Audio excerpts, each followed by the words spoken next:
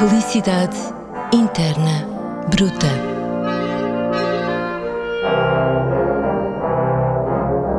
Em 1979, no filme Manhattan, talvez o primeiro em que o realizador homenageia uma cidade, Woody Allen, num célebre monólogo, faz uma lista das coisas que fazem a vida valer a pena.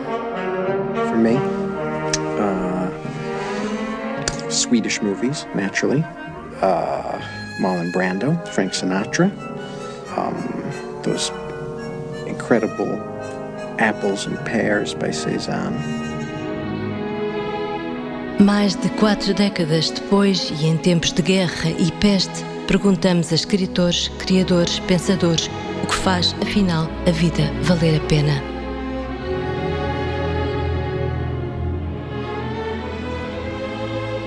Eu queria agradecer muito ao Álvaro Labrinho Lúcio por ter vindo aqui ao nosso podcast Felicidade Interna Bruta. O romancista Álvaro Labrinho Lúcio, que acaba, aliás, de lançar o seu 4º livro de ficção. Ele diz que começou tarde, começou depois dos 70 e que é um jovem romancista com um grande futuro atrás. Portanto, vamos só dizer alguns aspectos que eu penso que não podemos evitar do seu longo futuro para trás. Portanto, foi um juiz, é neste momento juiz jubilado do Supremo Tribunal da Justiça, também foi ministro da Justiça e é uma voz tutelar em várias organizações cívicas e humanitárias. Mas, de facto, é enquanto romancista que aqui está e penso que gosta de estar. E eu pergunto-lhe, para começar, se esta entrada no mundo da ficção foi um apelo tardio ou foi de alguma forma uma sensação sua de incompatibilidade com o compromisso rígido e rigoroso com a verdade, que tem que ser cega, e este é um pacto absoluto com a comunidade, e essa incompatibilidade com a liberdade imensa do ficcionista de mentir livremente. Bem, eu vai-me permitir que eu comece por agradecer as suas palavras, para agradecer o convite para estar aqui, para dizer que tenho imenso gosto em participar neste podcast. E permita-me que diga que tenho imenso gosto em fazê-lo consigo também. Tenho o maior respeito, a maior admiração por si, portanto é com muito gosto também nessa dimensão que eu aqui estou a conversar consigo. E isto era importante dizer, porque a seguir isto vai começar mal, porque a resposta que eu tenho para a sua pergunta é provavelmente um flop, como se diz agora, porque eu tenho pensado muito na resposta para essa pergunta e chego verdadeiramente à conclusão que não sei porque é que exatamente comecei a escrever ficção aos 72 anos. Não sei exatamente. Eu posso construir uma resposta, e construí-la não significa que ela não seja honesta, mas não sei se não é mais a resposta que eu gostaria que fosse do que aquela que verdadeiramente acabou por ser. E qual é essa resposta? Eu tive sempre a ideia de que gostaria de experimentar a ficção, porque acho que a ficção é muito mais rica do que a realidade. E quando digo muito mais rica, não é porque ela seja descomprometida. A ficção, como sabe melhor que eu, exige um compromisso muito grande, porventura até é onde a verdade se nos impõe mais, certo, a partir do momento em que nós definimos o objeto do qual partirmos e ficamos ali comprometidos com a verdade que temos que estabelecer com ele. Que é uma verdade interna, uma verdade com os propósitos que nós próprios construímos. Exatamente, mas que a partir do momento em que o leitor percebe esses propósitos, nós não podemos mentir-lhe ao longo do trabalho também que propomos à leitura dele. Eu tinha muito esta noção. Há uma coisa que é certa, isso sim. Eu, enquanto estivesse a exercer funções públicas e sobretudo ligadas ao exercício da justiça, não escreveria ficção. Se calhar por uma má relação comigo próprio, admito que sim, mas sempre tive um pouco a ideia de que só se pode escrever ficção sendo totalmente livre. Não se pode escrever ficção com peias, com limitações interiores. E eu precisava de escrever o que muito bem me apetecesse, sem ter que estar preocupado com o reflexo que isso podia ter no exercício da própria profissão e, sobretudo, com a imagem que as pessoas podiam ter acerca da transposição da ficção para o exercício da profissão. A partir do momento em que deixei de ter esse problema, e aqui eu tenho que dizer que a partir do momento que eu deixei de exercer as funções de juiz eu passei a interessar-me, então, definitivamente, muito mais pela justiça do que pelo direito, e, portanto, a questão mais instrumental, mais técnica, claro. fui abandonando progressivamente, e quis começar por experimentar, e daí que o primeiro romance seja aquilo que eu considero um romance escrito muito na defensiva, parte muito de casos concretos, de pessoas concretas. Só dizer que o primeiro romance se chama O Chamador. Foi editado em 2014 e é um encenador que vai convocando várias personagens um pouco trágicas. Todas elas, mas todas, é curioso, porque ele tem uma pequena história que eu contarei rapidamente porque permite percebê-lo melhor a intenção dele. As pessoas diziam que eu devia escrever as memórias. Eu não tenho vocação para escrever as memórias. Desde logo não tenho de mim a ideia de alguém que seja autores de memórias interessantes para a comunidade em geral. Portanto, duvido muito, mas sim. Não era muito por aí que eu gostava de ir. Por outro lado, eu tinha acabado de escrever um livro grande sobre a justiça, que chamei O Julgamento, e julguei que o que havia para dizer, em termos daquilo que era memória minha, que pudesse interessar aos outros, estava ali e não havia que fazer mais. Mas à força de insistirem, eu fui-me lembrando das pessoas que eu conheci, que são exatamente as antimemórias, isto não para seguir o Malraux e o Detimento, mas antimemórias no outro sentido, que são aquelas pessoas que nunca aparecem nas memórias de ninguém. E fui andando à procura das pessoas que eu conheci, que são pessoas que nascem, vivem e morrem e ninguém dá por elas. E que seriam pessoas que, se alguma vez tivessem merecido a atenção dos outros, podiam ter sido pessoas completamente diferentes. Uhum. E então fui procurando cada uma delas para cada letra do alfabeto. Uhum. E é por isso que o livro tem os 23 capítulos das letras do alfabeto, tem o inicial de entrada, mas depois tem 23, e cada capítulo tem um nome, e cada um daqueles nomes é verdadeiro, e cada uma daquelas pessoas existiu realmente. O problema é que, como eu me assumo como encenador, eu passei a fazer da vida daquelas pessoas parte daquilo que eu conheci, mas a partir daí transformando cada uma delas naquilo que eu acho que elas poderiam ter sido se eventualmente tivessem tido alguma atenção voltada sobre elas. Esse pressuposto é muito interessante, mas há aí uma hibridez entre a realidade e a ficção. Exatamente. Ainda estamos num terreno não totalmente ficcional? Eu digo, não totalmente ficcional, mas que é tratado de maneira ficcional, porque quem confronta um encenador com isso mesmo é uma figura feminina que nunca se diz quem é, mas que facilmente se percebe que é a memória do próprio encenador, e que lhe vai dizer: não foi nada disso que estás a dizer, e ele discute com ela ao longo do livro todo, sendo certo que à medida que o livro vai evoluindo, a memória vai perdendo qualidades, e a certa altura começa já a ser o encenador a ter que dizer à memória que já não é nada daquilo que ela está a dizer, é mais aquilo que ele diz, e é um momento em que ele se assusta definitivamente, que é quando ele diz: tu te fores embora, então a minha imaginação pode se transformar em alucinação, e então perde completamente o sentido. Eu gostava de voltar à questão de porque é que o Álvaro escolheu o encenador como seu protagonista do primeiro romance, mas deixe-me só passar agora para o último romance que acabou de ser lançado, A Sombra de uma Azinheira. As Sombras de uma Azinheira. As Sombras de uma Azinheira. Sim, estava muito colada à música, peço exato. desculpa. Não, mas eu peço desculpa por estar a corrigi-lo. Não, faz muito bem. Não, porque isso faz todo o sentido. A Sombra de uma Azinheira é uma coisa, a Sombra da Azinheira é uma coisa, as sombras de uma Azinheira é outra coisa completamente diferente. Muito bem, muito bem. Embora inspirado por isso, como é evidente. Inspirado pela música Grândola Vila Morena, do Zeca Afonso. Mas então, neste último romance, situa os protagonistas, um pai e uma filha, na mesma encruzilhada da história em que nós nos encontramos agora. Ou seja, com o mesmo número de anos de ditadura para trás e o mesmo número de anos de democracia para a frente. Não exatamente os 48, os 45, porque presumo que queira tirar a pandemia do meio desta história, o que obviamente contagiava muita coisa.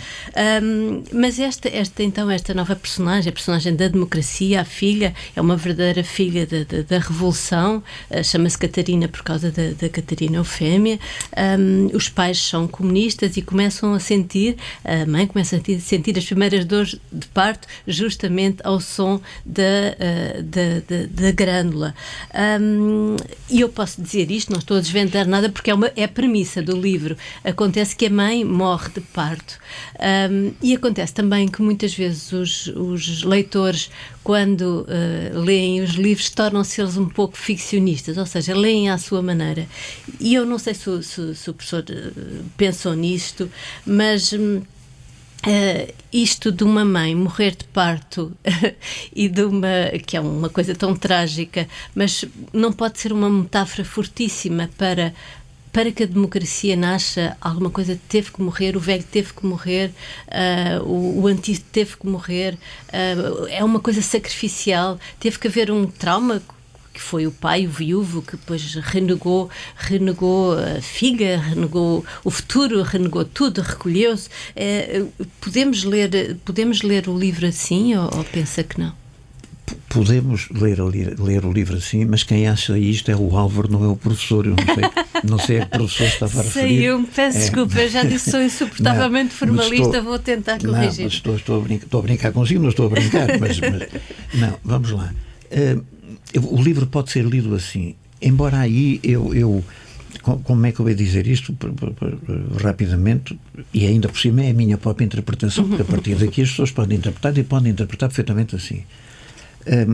De qualquer maneira, a minha ideia era um pouco esta. Eu queria escrever um livro que, por altura dos 48 anos do pós-25 de Abril, para fazer o mimetismo com os 48 anos anteriores... E estarmos assim, em cima do muro, exatamente, não é? Exato, pudesse ser publicado, e por isso ele ter os 45 anos. Quando eu comecei a escrever não havia ainda a pandemia, mas depois a pandemia, como calcula, entre aspas, ajudou muito, porque eu fui para casa e, portanto, tive mais tempo para escrever o livro tranquilamente.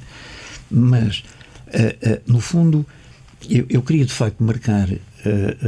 E, portanto, a minha ideia era escrever um livro. Vamos lá ver, isto é um pouco pretencioso, eu gostava que não fosse tomado como tal, mas era um contributo modesto para a aproximação aos 50 anos do 25 de Abril. Eu digo, já agora eu, que ando aqui a escrever ficção... Já vai sendo a altura de escrever livros sobre o 25 de Abril, não há muitos. Exato.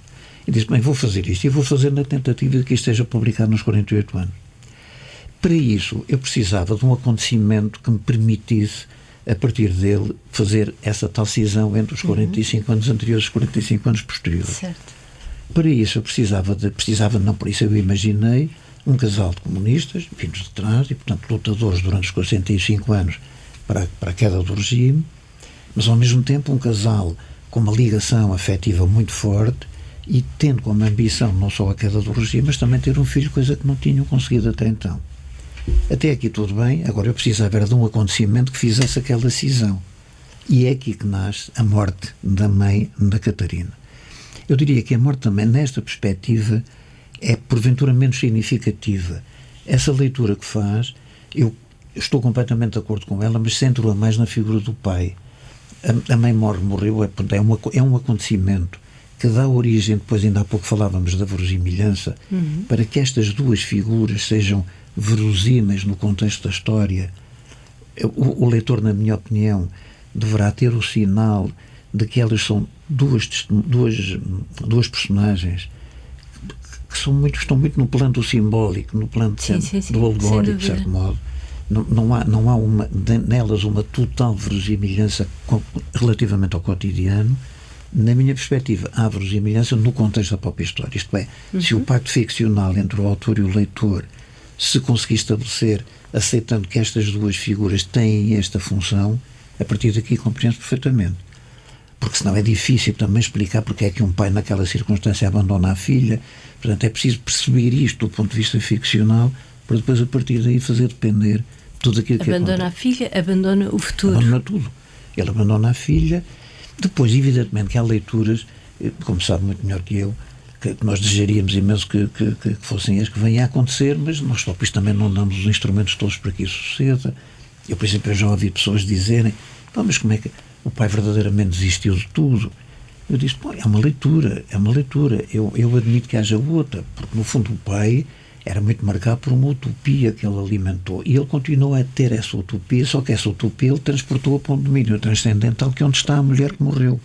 E, portanto, ele vai criar, ele que não tem nenhuma crença na divindade, ele vai criar a ideia de que há um outro mundo, que para uma leitura imediata seria um mundo além, coisa que seria contraditória com ele, mas para ele é um outro mundo, que que tem o mesmo valor que tem uma utopia escatológica definitiva, porque há outra coisa que ele procura na mesma, mas procura naquele compromisso que é com a mulher. A vida dele é a mulher, era com a mulher que ele fazia a revolução, era com a mulher que tinha uma filha.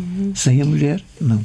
Certo. Mas voltando então... Mas depois, já agora só dizer isto no instantinho, depois voltamos lá, mas ao mesmo tempo temos a filha que nasceu, e essa sim é profundamente marcada pela morte da mãe e pelas consequências que resultam do afastamento do pai, portanto, pela vida toda que ela faz por aí fora para a frente, mas isso depois temos tempo a conversar. Portanto, temos dois disso. traumas, o pai de ter enviuvado e de ter terminado para ele aquele seu futuro em conjunto com a mulher, e o da filha de ter sido abandonada, apesar de ser uma filha literalmente da Revolução. Aliás, ela própria diz que a dúvida que ela tem é que não sabe se é filha de um casamento, de um pai e de uma mãe, ou se foi parida por uma revolução.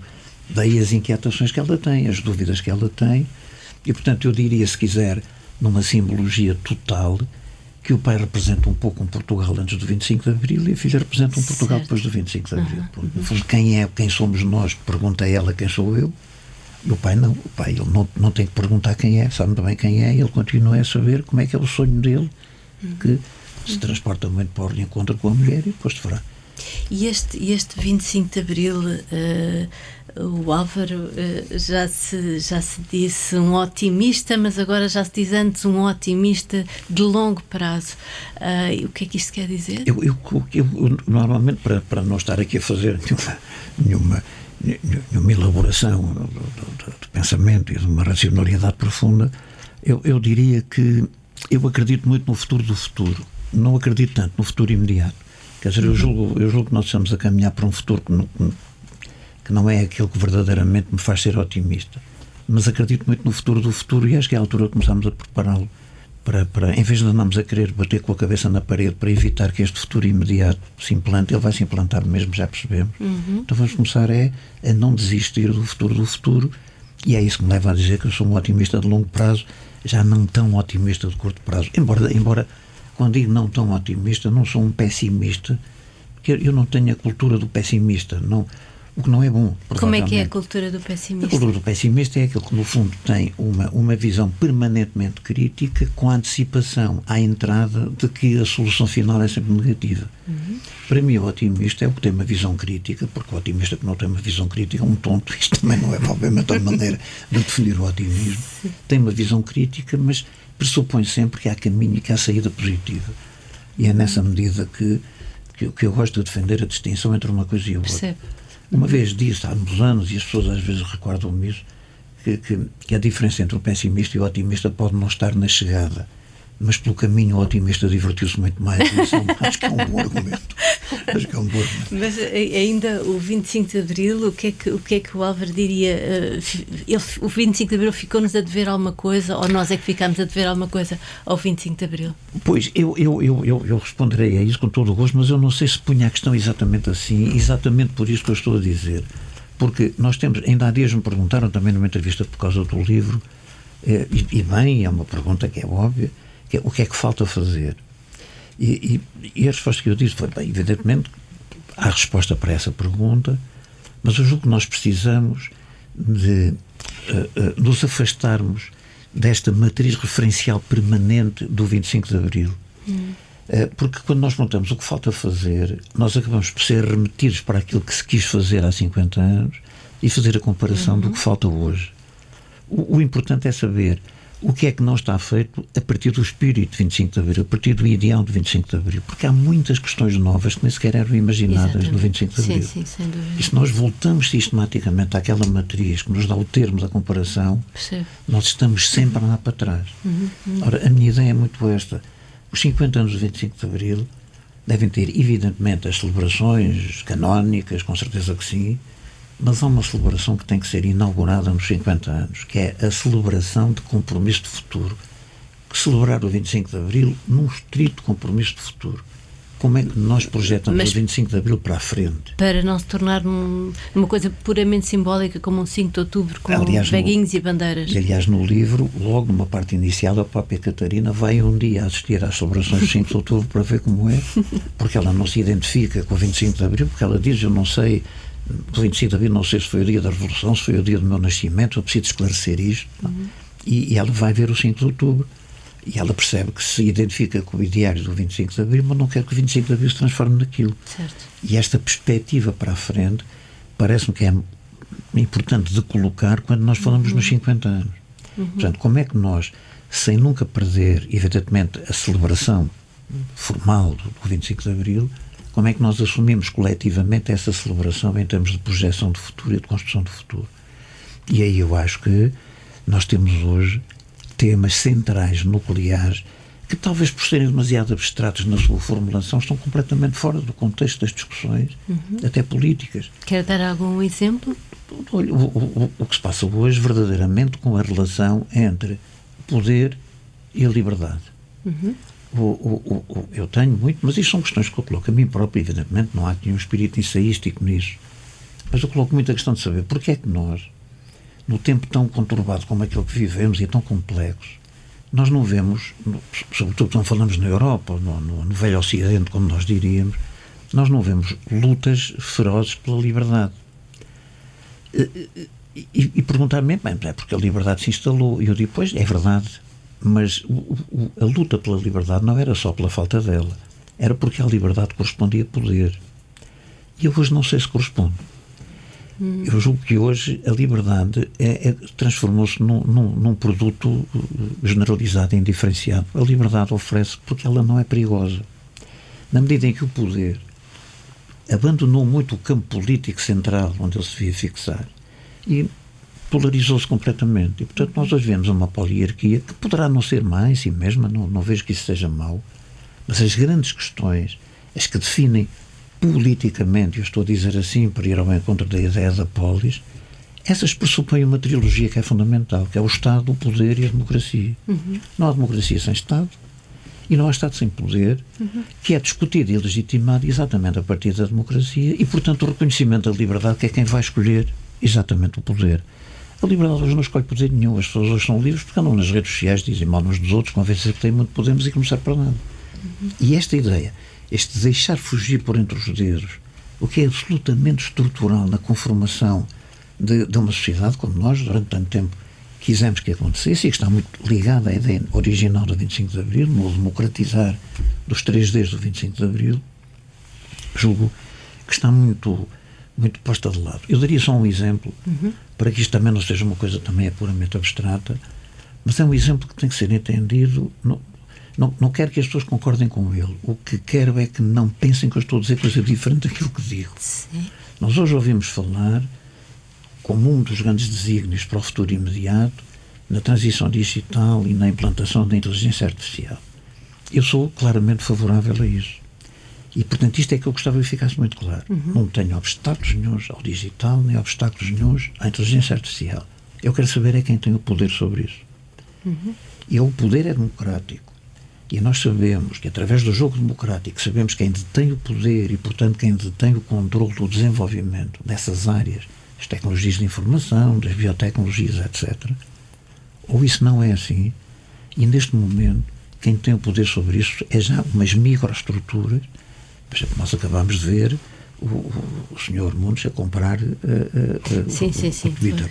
E, portanto, nós hoje estamos nas mãos muito mais do Zuckerberg e do Sr. Mundos do que estamos nas mãos de estruturas democráticas de afirmação. O que evoluiu tremendamente foi a comunicação e a forma como as pessoas partilham coisas em todo o mundo, que até esteve um pouco até além daquilo que os próprios inventores supunham que iria acontecer. Mas, Ana Margarida, deixe-me dizer que isso em si não é um mau. Isso em si não é mau necessariamente. O problema está em saber se nós detemos o poder sobre isso ou se nós estamos, como alguns autores têm escrito, e portanto eu não estou a inventar nada de novo, a fazer do conjunto dos cidadãos um monumental grupo de irrelevantes que vão vivendo uma vida boazinha, tendo a convicção de que são livres, mas que não têm nenhum poder modificador, nenhum poder de decisão sobre os destinos do mundo e da vida. E é aqui, na resposta a esta interrogação, que eu faço ancorar o meu otimismo relativo só. E é aqui que eu ponho a questão de saber até que ponto é que, em nome da celebração do 25 de Abril, isto não tem de ser discutido. Eu não estou a dizer que tem que se travar. Percebo. Mas se tem que ser discutido ou não. Eu costumo contar, muito a brincar, uma situação verídica que se passou comigo, em que numa conferência ZECA que fui fazer à Gulbenkian, apareceu uma daquelas jovens que apoiam os congressos, etc. Perguntou-me se era eu que ia fazer a conferência, eu disse que sim, e perguntou-me, traz PowerPoint? Eu disse, não, minha amiga, só Power. Pronto. E porque eu uso o PowerPoint quando é preciso. Mas eu é que decido se quero o PowerPoint ou não. E não vou atrás do PowerPoint porque agora toda a gente tem que usar o PowerPoint. E há outra coisa perversa, agora voltando um bocadinho às redes sociais, e o Álvaro não está nas redes sociais, que eu saiba, mas há outra coisa perversa que eu acho muito perigosa, que é uma espécie de solidariedade passiva. As pessoas aderem a causas, vão lá pôr um like, clicam, claro, e está o assunto resolvido. Exatamente. E não está. Exatamente, e não está. E vamos lá ver as redes mas sociais. ficam elas próprias com a consciência de que hoje já cumpri o meu dever de solidariedade com o que quer que seja. Mas é isso por um lado, e por outro lado, e mais uma vez estamos a falar, as redes sociais podem ser um instrumento fundamental de desenvolvimento e de comunicação, de partilha. Isso é evidente e, portanto, a questão está em saber, mais uma vez, quem é que tem realmente poder sobre elas. Porque, por exemplo, elas também são simultaneamente o veículo para uma sociedade completamente exposta. Tão exposta que há autores hoje, já com coisas escritas, que lhe chamam de sociedade pornográfica, em que nós deixamos de ser sujeitos que vão às redes sociais manifestar pensamento e passamos a ser objetos que se expõem nas redes sociais. E elas, por outro lado, e sobretudo para a gente nova, acabam por funcionar como construtores de uma sociedade de espelho, porque eu vou às redes sociais, tenho uma opinião e fico à espera dos likes. E vou ter uma série de likes e fico muito feliz. Muito feliz, fico se calhar... Mas como alguém, já não sei quem, me dizia que ter muitos likes ou ter muitos amigos nas redes sociais é igual a ser muito rico no monopólio, no jogo do monopólio. Portanto, há aí uma ilusão e uma perversão muito grande. Mas isso leva-nos a um tema que também lhe é muito caro e que já ouvi falar tantas vezes sobre isso, que é a ausência de espírito crítico, a ausência de inquietação, a pouca vontade de fazer perguntas, de se indignar, e eu perguntava-lhe se a própria inquietação é também um dever cívico. Eu creio que sim. Eu creio que ela não é só um dever cívico, eu diria até que é um dever de construção de felicidade, tendo em conta o tema que aqui nos reúne hoje, porque eu temo que muitas pessoas que vivem exclusivamente na segurança das respostas sejam um dia, quando já não têm tempo, confrontadas com o que perderam por não terem feito muitas perguntas. Porque há hoje uma aparência de felicidade que é muito imediatismo, está muito centrada no imediatismo das coisas, na eficácia das coisas, nas coisas, aliás, que qualquer pessoa tem tudo à mão, a eficácia que é um valor importante no Estado de Direito e numa democracia, mas ocupou um lugar de pódio dos valores, o que é um erro, porque eu hoje já não estou muito seguro de que para toda a gente se continua a dizer que os fins não justificam os meios. Eu julgo que hoje para muita gente os fins justificam mesmo os meios, e porque os meios no fundo permitem chegar mais depressa aos fins, depois é preciso saber quais fins são esses. Ora bem, eu julgo que aqui nós precisamos de ter essa noção de que, por isso eu lhe falar das pessoas como um dos elementos fundamentais para a construção da felicidade interna bruta, que é nós erradicarmos rapidamente esta ideia de que a curto prazo nós vamos ter a resposta certa e segura e verdadeira para tudo. Nós já tivemos a experiência com o Descartes, que tentou isso, já percebemos que a certa altura a complexidade acabou por se afirmar, e agora há outra vez uma ideia de redução da complexidade e de anulação da responsabilidade e da complexidade. Indiferentismo. E o indiferentismo. Ora bem, nós precisamos de fazer perguntas. A resposta é fundamental, evidentemente nós temos problemas, precisamos de uma resposta, mas temos que perceber que a resposta foi feita para fechar. A pergunta é que é feita para abrir. Ora, se nós falamos de futuro, temos que valorizar a resposta como um valor do presente, mas a pergunta como um valor do futuro. Certo. E isso nós não podemos deixar de fazer. Embora muitas vezes, ao fazermos perguntas, nós abrimos caminhos que podem inclusivamente ser caminhos de insucesso, mas é isso que faz parte da condição humana. A condição humana a condição humana precisa de um conjunto de normas que criem uma ordem social que permita que vivamos uns com os outros. Mas essas normas, essa ordem social, não anula a dimensão de caos que constitui a própria condição humana. Eu aí, enfim, sem estar a querer regressar aí, eu diria que esse é o tema do meu romance anterior, o Beco da Liberdade. Sim, não é? Em que um juiz, muda de papel, digamos assim. Muda completamente. E torna-se o réu. Exatamente. E há uma altura em que ele próprio diz que ele foi tão... Ele teve uma passagem tão profunda sobre o mundo da libertinagem. Aliás, há uma pequena passagem que é quase apenas para pessoas que têm um conhecimento específico disso. Há uma altura em que ele diz: eu cheguei a ser de tal maneira libertino que eu era mais libertino que o Luís. Ninguém diz mais nada, mas quem sabe que o Luís é o Luís Pacheco. Sim. Mas há um momento que é aquele que me parece mais importante, que é o momento em que ele diz, virado para o jornalista, para o seu parceiro, para o Floriano Antunes, e é que ele diz: sabe, Floriano, eu nessa altura, quanto pior pessoa era, melhor juiz me julgava.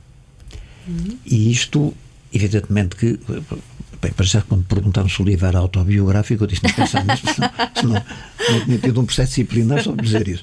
Mas é claro que ele é puramente simbólico também, e a ideia é esta, quer dizer, eu quanto mais fui ao fundo do caos, que é onde as coisas são verdadeiramente, mais aprendi para saber como julgo depois as pessoas.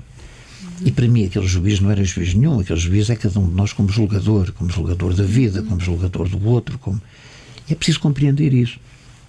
E é muito engraçado.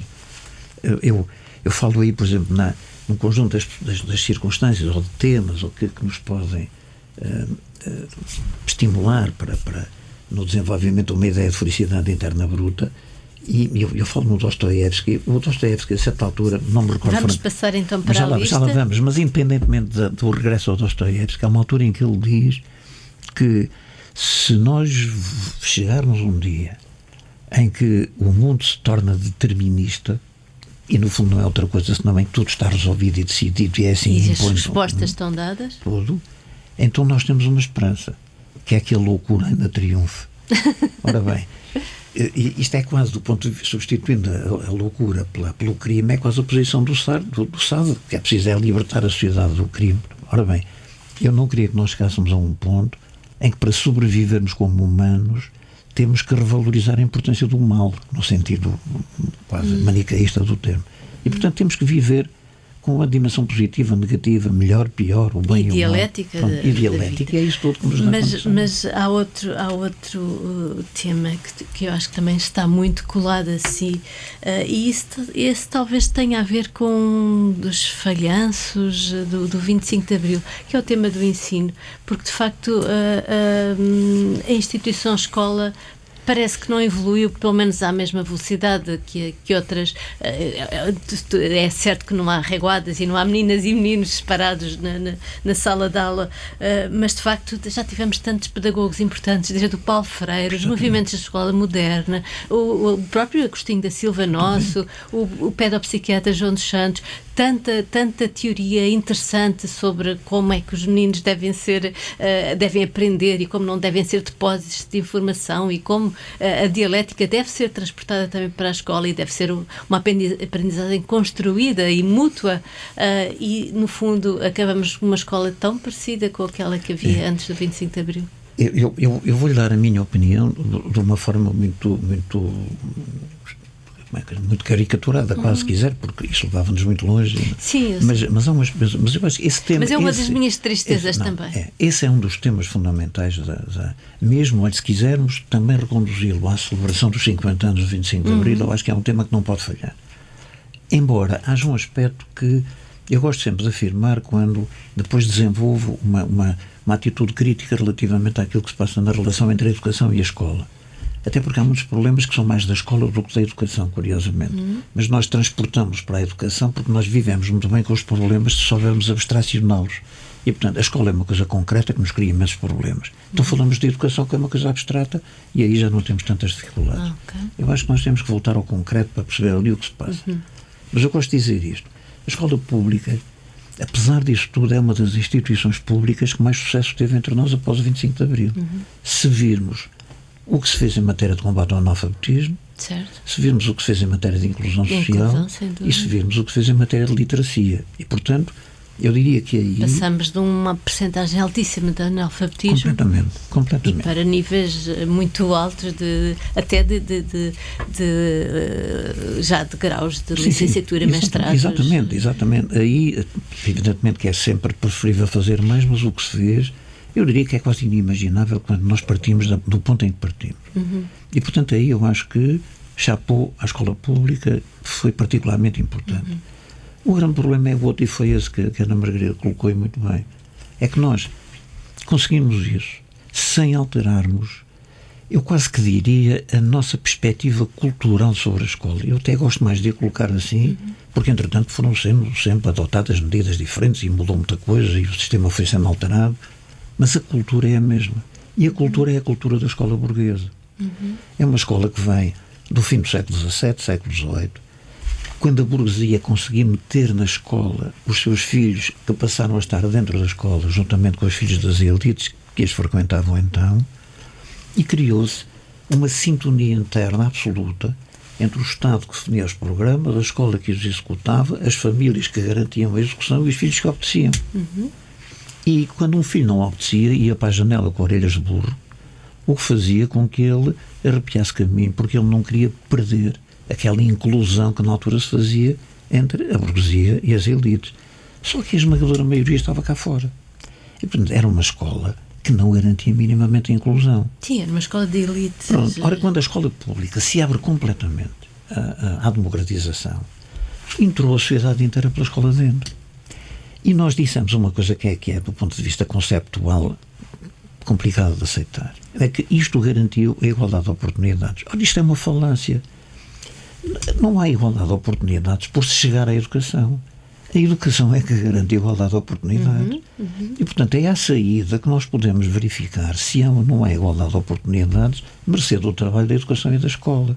E não o facto de abrir as portas e entra tudo lá para dentro, sendo certo que a maior parte está lá dentro, mas não pertence ali. Portanto, inclusão não quer dizer abrir as portas a toda a gente. De maneira nenhuma. E para isso nós temos completamente que mudar o modelo. Nós temos este modelo feito do abstrato para o concreto, de cima para baixo, um modelo racional, teoricamente muito bem definido, com garantias de metodologias impecáveis, mas eu costumo dizer, esta é a parte da caricatura, que nós temos um excelente modelo de ensino, o que atrapalha são os alunos. Exatamente. É uma pena que as crianças estejam lá a atrapalhar. E também já ouvi dizer que os exames e aquela prova da aflição são a primeira prova de ansiedade das crianças, e toda aquele sistema de competição e houve até algum retrocesso de competição pelos exames, pelas notas, e houve até algum retrocesso, porque não sei, em algumas escolas foi instaurado o quadro de honra, o que é muito bom para os meninos que estão lá, mas pode ser muito humilhante para os que não estão. Portanto, a inclusão de facto é uma palavra muito interessante. Exatamente, mas é preciso perceber o que ela quer dizer. Mas reparem inclusivamente nisto, quando nós temos um sistema de frequência obrigatória, o Estado tem de assumir a obrigação da inclusão universal. Eu não posso obrigar a estar aqui e não assumir a obrigação de integrar quem está aqui. E, portanto, isto tem que ser o grande objetivo da escola pública à partida. Agora é preciso termos cuidado quando defendemos isto, porque eu entendo que a escola pública não deve deixar de ser exigente. Agora, o problema é saber o que significa exigência por um lado e como é que se avalia essa exigência por outro. E eu acho que a escola continua a viver assente sobre um mito, que é o da igualdade. E a igualdade na escola pública é um mito, porque o que existe na escola pública é desigualdade. E o que é desigual tem que ser tratado desigualmente. Certo. E, portanto, eu tenho Isso é um dos princípios do direito. Exatamente. E, portanto, porque isto, veja como isto é completamente absurdo. Como é que nós temos um modelo em que nós somos capazes de aceitar que é possível que no mesmo dia, à mesma hora, em cada freguesia do país, todas as crianças sabem responder da mesma maneira as mesmas perguntas. Basta pôr a questão assim para se perceber que isto não serve. Não é? A não ser que nós entendamos que os testes e os exames, tal como estão concebidos, existem exatamente para legitimar a exclusão. Mas isso é batota. Isso não se pode fazer. Então nós precisamos o quê? Não é de fazer, como a certa altura foi dito, até pelo governo, na minha opinião, com alguma infelicidade na expressão, quando foi dito que precisamos de acabar com As provas? Não, precisamos acabar com as retenções. Sim, precisamos é verdade, acabar com as sim, retenções. tem toda a razão. E isto criou logo uma reação a dizer, mas agora passa tudo mesmo que não saiba. E eu tive a ocasião na altura de dizer umas palavras, já não sei onde, eu disse, isto é uma questão semântica, porque o que o governo devia ter dito era precisamos de acabar com o insucesso. Exatamente. Porque se disser isto, ninguém pode estar contra. Sim. Não é? E agora como Sem é que se dúvida. acaba com o insucesso? E não pelas retenções. Até porque no limite pode acontecer que uma retenção seja um instrumento para o sucesso. No limite, eu não tenho uma relação adversarial com a retenção, desde que ela seja absolutamente excepcional e induzida a um processo de progressão.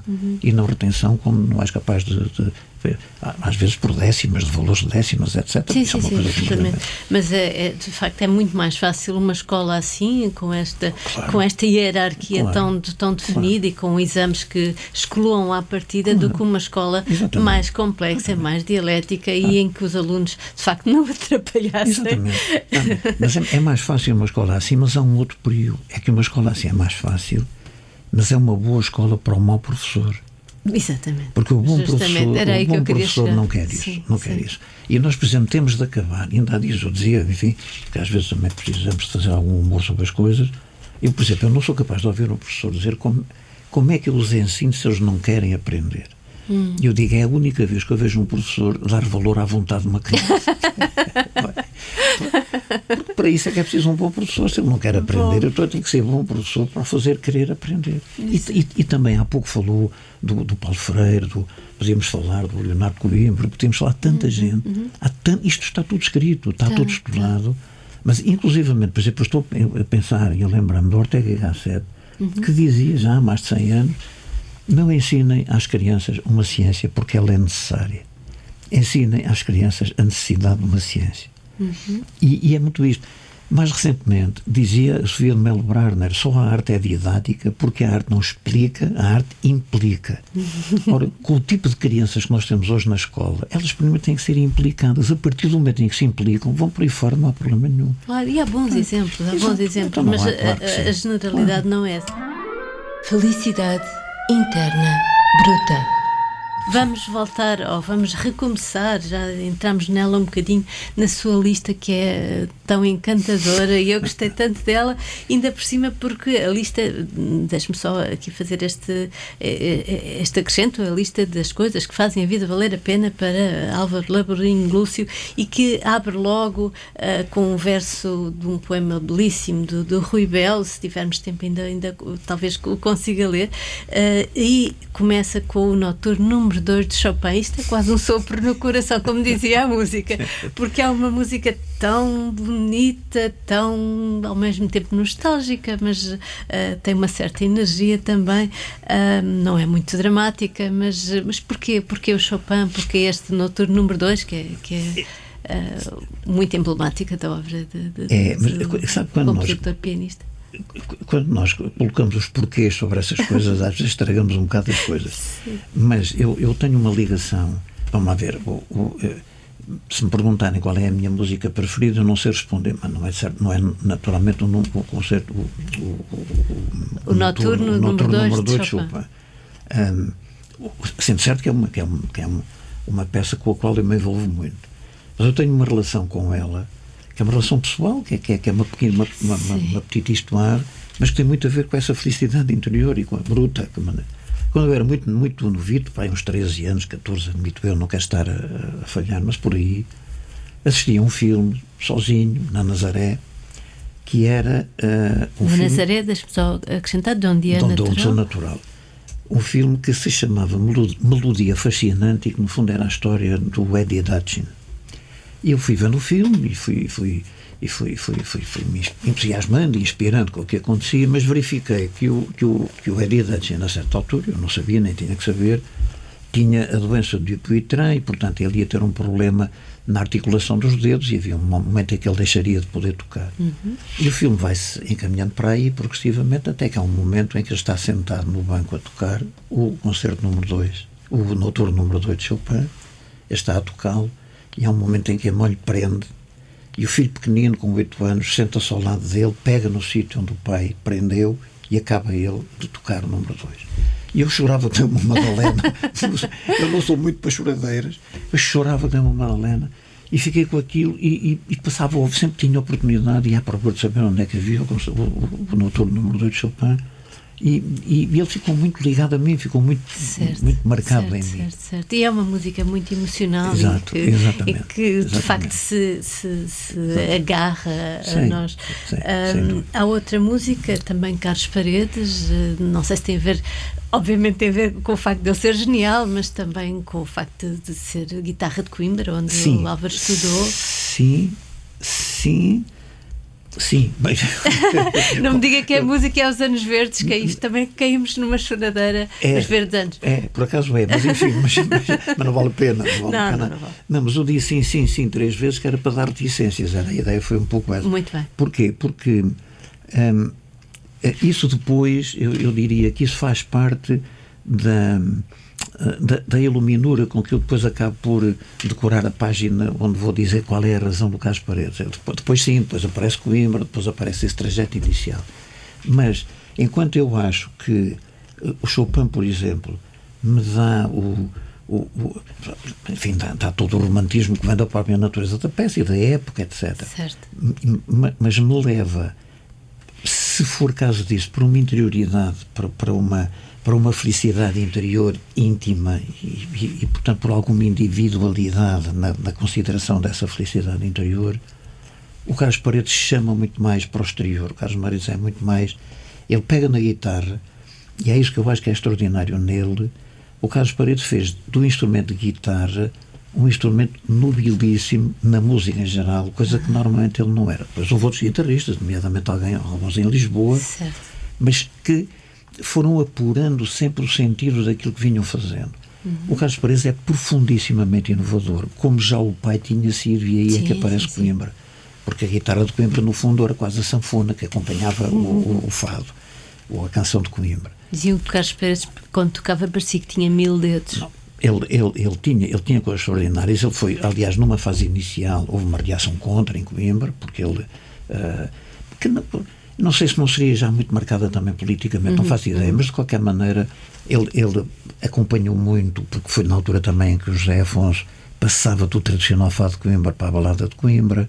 Houve grupos de guitarras de Coimbra que foram passando, mas foi muito engraçado porque um grupo que era extraordinariamente conservador, que tocava muito bem, mas é extraordinariamente conservador, fez uma serenata de Coimbra com os Verdes Anos, por exemplo, também, o que se achava já que aquilo como é. Agora, o meu problema não estava nisso, o meu problema estava na profunda relação física que o Carlos Paredes tinha com a guitarra. Era extraordinário ver aquilo. A própria maneira como ele se curvava, havia ali um enlace com a guitarra. Sim, às vezes havia até alguma violência na maneira de usar aquilo, porque era um instrumento do qual ele precisava de tirar muitíssimo, porque era um instrumento, apesar de tudo, menor, não é um instrumento clássico, a guitarra não aparece em obras clássicas nunca, é muito pouco conhecida fora do país, e ele deu à guitarra realmente uma dimensão e uma expressão absolutamente fantásticas. E esta ligação física, que está muito na minha imagem, eu vi uma vez, por exemplo, numa das peças dele, em que ele mudou de curso a própria peça, afinou a guitarra num movimento, para não ter um toque na guitarra, e aquilo vazou, e que foi, as pessoas interromperam, porque toda a gente percebeu o que tinha acontecido. Sim, certo. E essa ligação é tão engraçada. Como se fosse um prolongamento dos braços, dos dedos. Exatamente. Agora, o que eu acho é que, enquanto o Chopin nos leva para dentro, o Carlos Paredes leva-nos para fora. Aquilo... E, portanto, há uma dimensão social na guitarra. Está a falar do lado introspectivo do Chopin, no seu caso, e se calhar no caso de muitos dos que nos estão a ouvir, e o mais, enfim, como é que eu direi, o mais comunitário na recepção. Sim, na recepção, não é comunitário na intervenção. Percebo. Na recepção. Na recepção, sim, acho que sim. E é muito engraçado.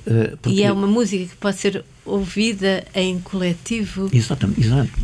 Não, e estimula a ação, até porque ele próprio se envolvia nisso. E é muito engraçado.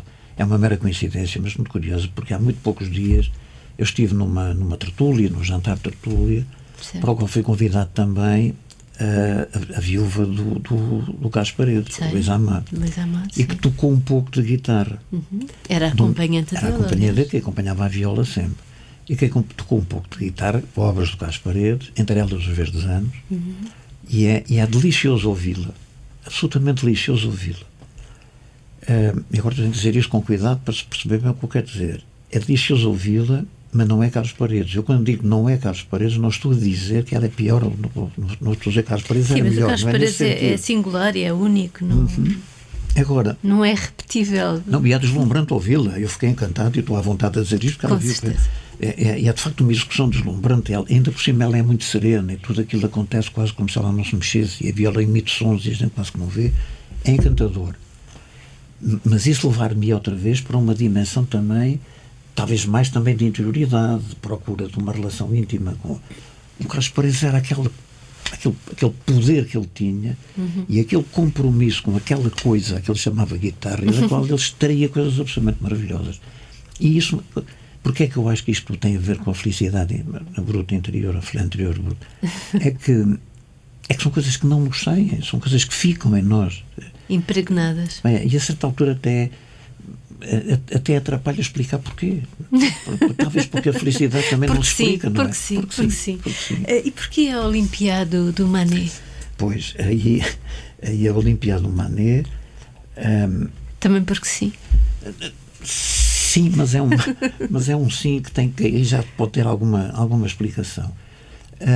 Eu sempre gostei muito, e aqui está outro aspecto também, em que também não é a época que mais me deslumbra na pintura ou nas artes plásticas, mas eu sempre gostei muito dos impressionistas, sempre gostei muito dos impressionistas, embora eu até possa ter gostado de uma coisa que não existe, porque, como sabe, há uma corrente que entende que o impressionismo não existe como escola, que houve uma série de pintores daquela época que pintaram de uma determinada maneira, mas que isso não constitui uma escola.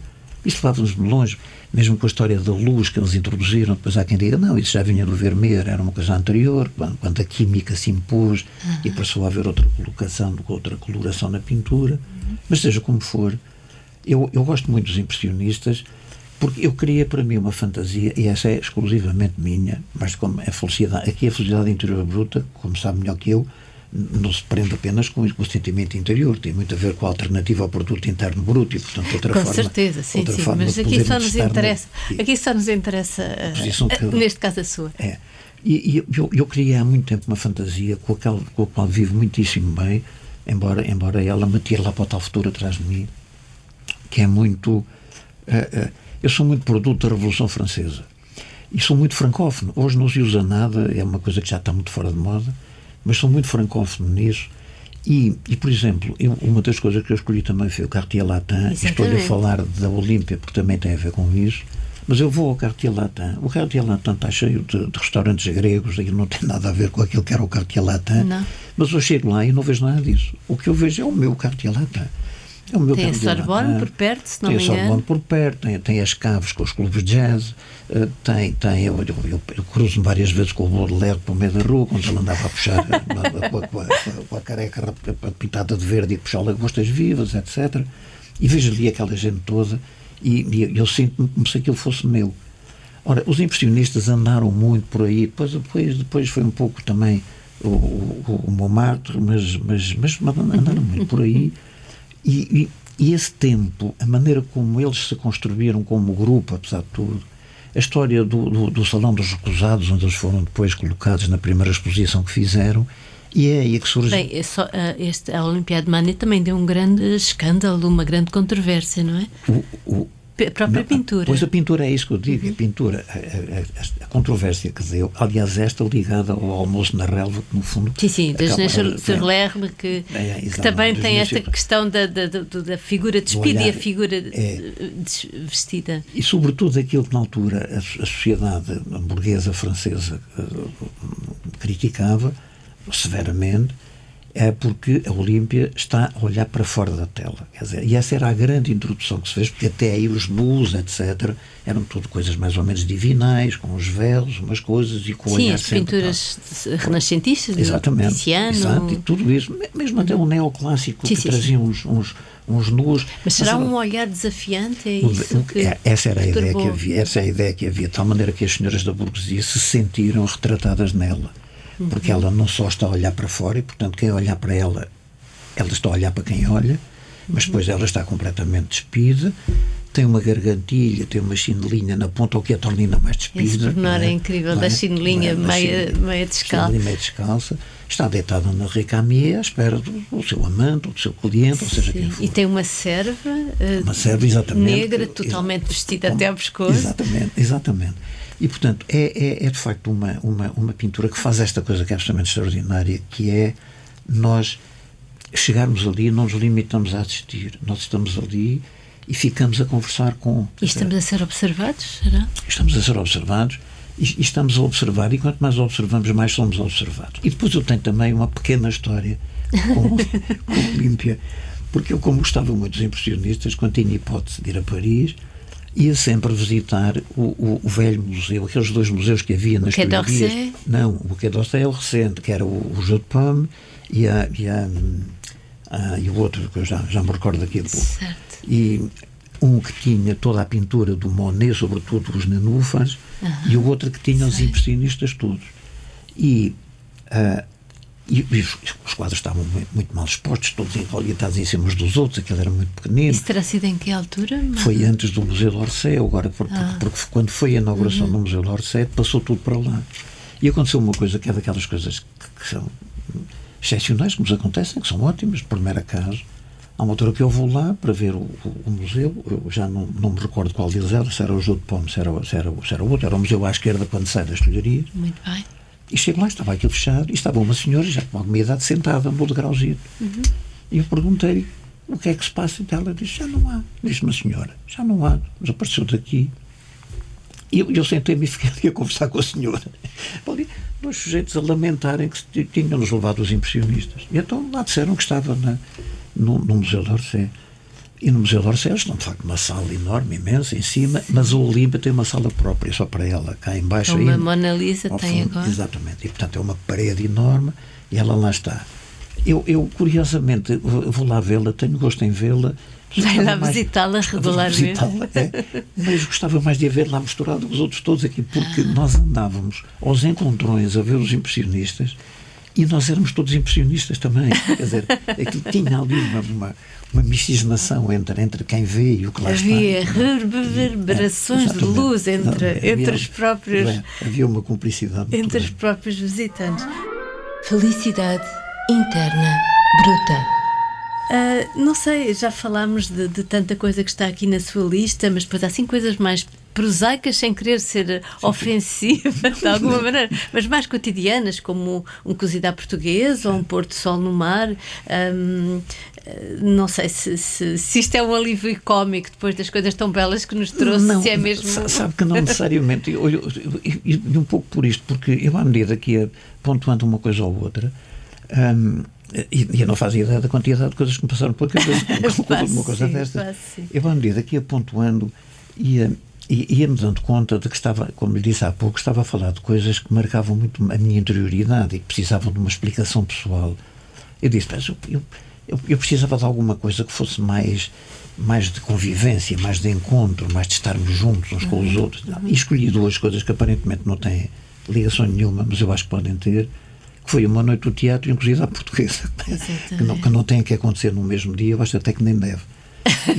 Talvez não. É? E porquê? Porque para mim eu gosto muito de cozido à portuguesa. Sobretudo se for representar, mas não é esse o caso, iria enquanto espectador. Claro. Embora eu tenha a ideia que talvez gostasse de ter sido ator. Também, eu fiz encenação, fiz as coisas, eu tenho um cadastro enorme, não faz ideia. Tem um futuro muito grande. Tem um futuro muito grande atrás. Não, mas de qualquer maneira eu tenho muito esta ideia. Eu, por exemplo, evidentemente que eu como muitas vezes sozinho, quando sempre a circular de um lado para o outro, e várias vezes como um cozido à portuguesa. Não é tanto desse cozido à portuguesa que... Eu gosto é daquele cozido à portuguesa que leva um grupo a dizer, hoje vamos ao cozido, e o ir ao cozido começa logo na importância do ir do nós irmos. Portanto, é o lado convivencial. Exatamente. E o cozido pressupõe um espaço, também não é um cozido em qualquer sítio. Um tempo, um vagar. Exatamente. E então o cozido é uma coisa que se disponibiliza ele próprio para esse convívio, porque nós podemos ir penicar uma coisa ou outra, depois há uns que gostam mais disto ou daquilo, e vamos conversando, e estabelece à roda daquele tópico ou daquele mote um conjunto depois de atitudes e de conversa e de memória, etc. Eu, por exemplo, eu tenho muitas saudades do Pereira de Alfama, porque acho que o Pereira de Alfama era um sítio ótimo em Lisboa para se poder fazer isso, para se comer um cozido em mesa comprida, em que as pessoas iam chegando, iam se sentando. Portanto, numa classificação gastronómica não se consideraria daqueles gourmet, aqueles pratinhos muito esteticamente minimalistas? Não, isso não é propriamente o que me interessa. Eu não como muito. Eu gosto muito de comer, mas não gosto de comer muito. E, portanto, às vezes até pode acontecer um caso ou outro desses. Mas eu a estética prefiro usá-la noutras dimensões, apesar de tudo. Não é, no Museu d'Orsay. Mas o teatro, porquê o teatro? Porque para mim o ir ao teatro, com todo o respeito que eu tenho pelo teatro, e acho que isso é sabido, anda muito próximo desta ideia do ir ao cozido. Quer dizer, o ir ao teatro é uma coisa que pressupõe uma decisão. Sim. Que aí pode ser individual, mas que se transforma em coletiva mal se chega. E aí ao estarmos lá todos. E aí é um grupo que não se contacta, muitas vezes nem sequer fala, pode ser individualmente e não se fala com ninguém, mas aquele corpo, eu diria aquele ator que se chama público, tem uma representação fantástica. E, por exemplo, o ir ao teatro é uma coisa que normalmente começa pelo menos de manhã no dia. Hoje vou ao teatro, logo à noite vou ao teatro e todo o dia é marcado porque se vai ao teatro. E depois é a ilusão absoluta, é a entrega absoluta a uma coisa que se vai assistir, seja como for, se for agora o mais performativo é uma coisa, se for mais clássica é outra. E é por isso, por exemplo, que eu não gosto nada, não gosto mesmo nada. Eu ia dizer detesto, e posso detestar, embora não o exprima. Não, detesta à vontade, aqui pode detestar também. Não o manifesto exteriormente, mas não gosto nada quando saio de um espetáculo de teatro, se me perguntaram se eu gostei ou não. Porque eu não gosto de falar quando saio de um espetáculo de teatro, não gosto de falar. E encontrei uma forma para responder a isso. Gostei muito. Porque eu gosto sempre muito. É teatro, eu gosto muito. E depois lá vou ver se foi bom, se não foi, que é uma coisa diferente do gostar, apesar de tudo. Mas isso para mim porque no fundo é a expressão artística, ainda hoje, mesmo na performativa, porque a performativa no fundo coloca-nos também dentro, sermos nós próprios também autores da própria performance. Mas é o facto daquilo estar a acontecer naquele momento, naquela circunstância, estarmos a acompanhar naquele trapézio sem rede que é o teatro, que é uma coisa extraordinária, e muitas vezes há voos que não acabam. Isso é das coisas mais encantadoras. E depois, eu que tenho esta noção, enfim, que não é minha, evidentemente, vem nos livros, de que o teatro foi realmente o espaço onde nós inventámos a filosofia e a democracia. Aliás, o Alva fala muito disso, a propósito da justiça, não só nos aspectos mais formais da questão da audiência ser parecida com a do tribunal, do público estar presente, também da articulação, da gesticulação, da projeção de voz, mas também dessa questão da matriz mesmo, da matriz grega. Exatamente. Eu diria um palavrão aqui da matriz ontológica da justiça e da democracia e da filosofia, sobretudo com 2 ou 3 peças que marcaram claramente. De Eurípides? Sim, a Oresteia, por exemplo, mas Antígona também. E depois, porque há questões da justiça muito divina e também dos homens nessas peças. Exatamente, matrizes. mas foi exatamente na Oresteia em que se faz a passagem da justiça divina para a justiça da cidade, para a justiça exercida pelos homens, como então se dizia. Na Aristeia há o Orestes, há um matricídio, não é? Exatamente. O Orestes mata a mãe, que é para vingar o pai. Clitemnestra, que é o Agamemnon. Exatamente, para vingar o Agamemnon. E que era o pai. E o que acontecia era que, de acordo com o direito divino, nunca era possível matar a mãe, fosse em que circunstâncias fosse. E ali o que se discute é isso, sim ou não. Ele poderia ter razões para matar a mãe. Sim ou não é legítimo. E aí cria-se, isto é só um pormenor que não tem, enfim, porventura grande impacto nas pessoas, mas que é muito significativo, é nessa altura que se cria verdadeiramente o contraditório para julgar alguém, contraditório que ainda é hoje um princípio fundamental no direito moderno. E tão fundamental que até durante os 48 anos da ditadura em Portugal nunca se pôs em causa o contraditório nos tribunais. Porque ele faz parte matricial da justiça. A justiça sem contraditório não existe. Sim, pode ter havido um contraditório um pouco sim, quando falamos do plenário, os tribunais plenários, lembrei-me logo, sim, mas muito bem. E depois, prosseguindo aqui a sua lista, para também não nos alongarmos muito, embora seja um prazer sempre ouvi-lo, porque raciocina tão bem, articula tão bem, que é um gosto e é de facto admirável. O raciocínio depende muito eco, e quando se está com uma pessoa com uma Margarida, é muito mais fácil raciocinar. Não é. Mas o Álvaro, um dos tópicos também é pensar, escrever, ler, e que é algo que temos falado ao longo desta conversa. Não sei se quer acrescentar alguma coisa sobre este tópico. Eu acho que fiz uma coisa que disse: pensar, escrever, ler e criar. Criar, exatamente. É isso. Porque assim, muito rapidamente, eu também sem querer estar a ser pretencioso com isto, mas nós passámos muito aquela fase em que entendíamos que a arte era uma forma de transcendência do humano na Terra, e, portanto, a expressão artística era uma transcendência que ia para lá e que, no fundo, elevava o artista a uma condição superior à do próprio homem comum, etc. E hoje isso foi em grande parte ultrapassado, embora se mantenha, e tudo o que estivemos aqui a falar... No fundo é o que fica, não é? Nós estamos a falar do Chopin e do Manet. Exato. Era isso que eu ia dizer, e que vem daí. Simplesmente hoje fala-se muito em que grande parte das manifestações artísticas já não tem essa dimensão transcendental. Podemos falar na performance outra vez, podemos falar em algumas obras de artes plásticas, arte urbana. Exatamente, tudo isso. Mas tem uma dimensão, apesar de tudo, que é sempre a da criação. E a dimensão da criação não vai fazer, evidentemente, o ser humano uma entidade divina, ao próximo do divino, mas vai permitir que essa criação tenha uma expressão que vai para lá da criação formal, do trabalho manual, que é muito importante, do qual tem que haver o artesanato, etc., mas que dá ainda a possibilidade de afirmação da expressão artística. E eu acho que isso é muito importante, porque eu acho que a arte é muito o contraponto do pensamento. É através da arte que eu aprendo a não dizer que os gostos não se discutem. E, porque os gostos discutem-se. Qualquer pessoa tem o direito de escolher o que quiser, não é? Agora não tem o direito de dizer que não se discute. Aliás, são as discussões mais interessantes sobre gostos. Exatamente. E, portanto, os gostos discutem-se. Então, se discutem, precisam de quê? De pensamento. E de pensamento crítico para os poder discutir. E se for possível voltamos outra vez ao início da nossa conversa. E se for possível ler e escrever melhor, para dar importância à palavra, que eu acho que é uma coisa que é fundamental, que seja reposta como profundamente importante em termos democráticos, nomeadamente. Ou seja, se conseguir exprimir-se bem, conseguir... e eu penso que foi um bocadinho isso, e já estou a fugir outra vez da nossa lista, que tentou fazer no SEJ, ou seja, tentar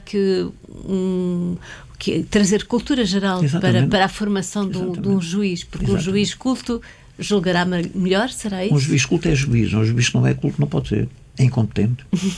As coisas aqui não podem ter...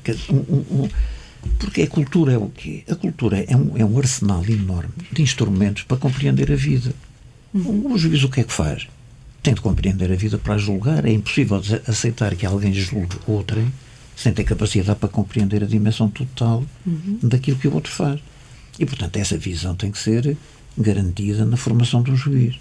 Evidentemente que a cultura não se enfia com um funil, não vai por aí fora, como é evidente, mas pelo menos estimular a que aconteça, ir procurar. Mas o Álvaro, se eu bem me lembro, levou-os ao teatro, levou-os à ópera, levou-os a outras várias manifestações artísticas. Exato. Isso agora ainda será assim? Ou já eu não tenho acompanhado tanto, mas julgo que ficou um espírito e que algumas coisas se farão, não se farão da mesma forma, mas far-se-ão. E depois outro aspecto, que era isso que eu estava a referir também, e que também é muito importante para aí, que é justamente a palavra, porque, e sobretudo aos jovens é importante dizer isso, a palavra é fundamental para criar pensamento e é fundamental para nos defendermos da palavra do outro, e hoje é muito importante isso, porque tal contraditório e para perceber por onde é que nos levam através da palavra. Tudo isso, como sabem, muito melhor que eu, tem que ser colocado no nosso dia-a-dia. E a formação é isso, verdadeiramente. A educação é isso, não é?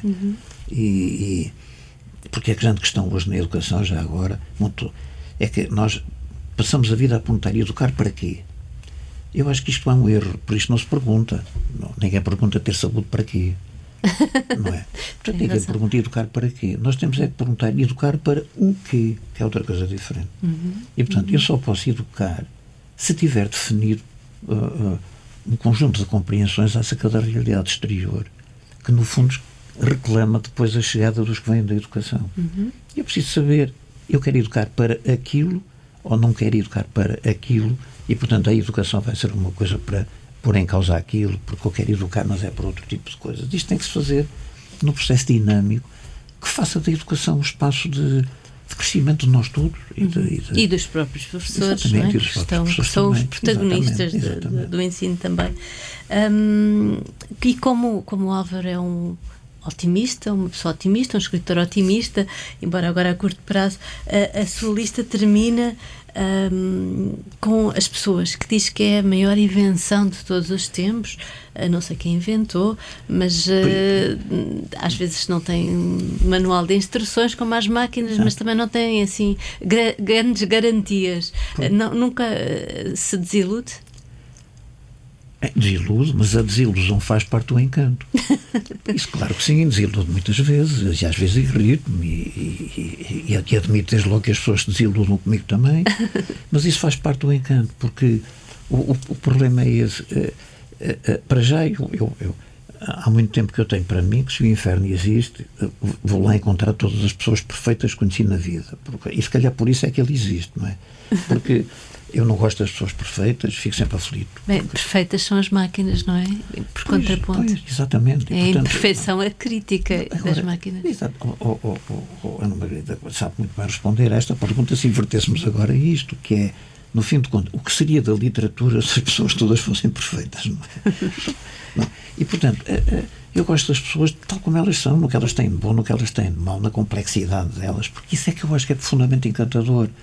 Não preciso me preocupar em saber quem as criou, quem as inventou, porque a invenção é tão boa que se desliga do inventor. Portanto, não me preocupo muito com isso, não é? Agora, quando eu digo foi a maior das invenções, é que, apesar de tudo, eu prefiro as pessoas à técnica e ao produto da técnica, que pode ser perfeito, mas exatamente por isso nega esse aspecto absolutamente extraordinário que é o da importância estética, até se quiser, da imperfeição. E, portanto, eu acho que nós precisamos de olhar mais para as pessoas. E voltamos ao meu primeiro romance, aqueles todos e tal, por sem-abrigo, prostituta, mas não sei o quê, toda aquela gente. Dir-me-á, mas isso é uma coisa muito, se calhar, muito idealista, muito até escatológica quase. Eu acho que não, eu acho que aprendi isso justamente no tribunal. Com o desfilar de pessoas que passaram pela frente ao longo da vida. Eu fartei-me de julgar pessoas que faziam coisas, enfim, não propriamente recomendáveis. Nem legais? Nem legais não eram, mas isso, enfim, mas nada recomendáveis, e que se nós íamos por ali fora, nós descobríamos dimensões naquelas pessoas extraordinárias, e isso é muito bonito, porque se perceber em que contexto uma pessoa comete um crime, onde é que ela pertence, como é que funciona ali, qual é o hábito da relação naquele espaço. Eu não vou, evidentemente, encontrar justificação para o crime que cometeu, mas vou compreender tanta coisa que pode levar a que a certa altura uma coisa daquelas se cometa, que eu não vou absolver, obviamente, provavelmente até vou condenar como condenaria outra pessoa, mas sou capaz de encontrar alguma margem para criar uma vida diferente para a frente naquela pessoa. Eu tentava fazer uma coisa, enfim. Não tanto aquilo que a pessoa fez, mas aquilo que a pessoa é. Em grande parte é isso. Eu costumava dizer o que o senhor, a senhora, mas admitamos, o que o senhor fez é mau, mas o senhor não é. E, portanto, o ato é mau, mas a pessoa não é. Então agora vamos ver como é que libertamos a pessoa do ato. Se calhar depois tem que pagar por isto, mas como é que se liberta a pessoa disto? E para isto eu precisava de tentar conhecê-lo o melhor possível, porque eu posso dizer isto com espírito cristão, quero lá saber se ela é melhor ou se não é melhor, ou posso dizer isto com espírito soi-disant científico, quer dizer, eu provei que ela é uma pessoa com qualidades. E agora como é que eu a desligo do ato, que é um ato sem qualidades que ela praticou? E por isso é que eu gostava também muito do julgamento, porque me ligava muito às pessoas, às testemunhas, a maneira. Os juízes muitas vezes ralhavam com as testemunhas para elas cruzavam a perna ou punham o cotovelo não sei onde, mas não sei o quê. E eu dava sempre indicações de que eu quero a testemunha com a máxima liberdade possível, de maneira que se ela fizer coisas erradas eu no fim digo-lhe, mas enquanto ela está a falar não vou dizer nada. E então elas falavam e eram muito mais espontâneas. E eu aprendi isto não é nada de particularmente valioso relativamente a mim. Aprendi isto com um juiz com quem trabalhei, mais velho que eu, que era um homem notabilíssimo, e que ouvia, nomeadamente, os réus. E quando começava a falar com eles, perguntava como é que o senhor se chama. Eu sou o Manuel Joaquim da Silva Lopes. Então, mas o senhor de onde é? Então, mas é dos Lopes, não sei de quê e tal. No senhor, no senhor, está bem. Então, mas há outros Lopes que são... Está bem. Então, e o que é que o senhor faz? Eu sou pedreiro. Olha, isto é que é uma coisa boa. Sabe, eu lá em casa precisava fazer um murozito. Hei de fazer um muro de alvenaria. Doutor, então agora, Vossa Excelência, se quiser gastar dinheiro, faria, mas era de pedra. Mas o que é que ele estava a fazer? Estava a criar um ambiente? Criar um ambiente em que ele, a certa altura, quando se começava a falar do crime, o homem estava muito mais tranquilo, não estava com aquela tensão e tal. Mas lembro-me de um julgamento complicado, em que era difícil, era um crime mais complicado. Ele fez esta história toda e quando ia passar para a fase de fazer as perguntas, ele virou-se para mim, porque era o juiz que estava à direita dele. Certo. E eu disse-me, colega, hoje sou o colega, que ele a mim agora já me confessa tudo. E, portanto, são aquelas pequenas histórias do dia-a-dia dos tribunais, mas que têm muito a ver com isso, com as pessoas. São as pessoas que fazem a vida também valer a pena, senão, né? Enfim, onde é que nós, o que é que isto seria? Claro, muito obrigada, foi um gosto e esperamos pelos próximos livros, pelas suas próximas palestras. Obrigada, Álvaro. Muito obrigado, agradeço-lhe muito, foi um gosto imenso poder estar aqui a conversar consigo. Muitíssimo obrigado. Este é um podcast criado por Ana Margarida de Carvalho para a Câmara Municipal de Lisboa. A sonoplastia é da autoria de Fernando Figueiredo.